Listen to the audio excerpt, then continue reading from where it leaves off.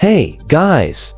Today let's learn how to add multiple photos on our Instagram story. So if you guys would like to go ahead and add, not just one, but multiple photos on your Instagram story at once. In this video tutorial, I'm gonna go ahead and teach you guys how to do this, step by step. So please watch this video until the end to find out just how. Alright you guys, so what we actually need to do first, in order for us to accomplish this, is to go ahead and basically create a story from here. Let's go ahead and launch the photos or our galleries, and choose the specific photos that you like to post. Now, I want you to tap on the select option, because this is the option that's gonna give you the option to proceed with uploading multiple photos at once. So once you've already chosen your multiple photos, just tap on this next option, and as you would see, we have now 2 photos ready to be uploaded at once on our Instagram story. Tap on share once you're done. It's that easy, guys. Thank you guys for watching this video. Please like it and subscribe as well if you guys learned something, and I'll see you guys on the next video.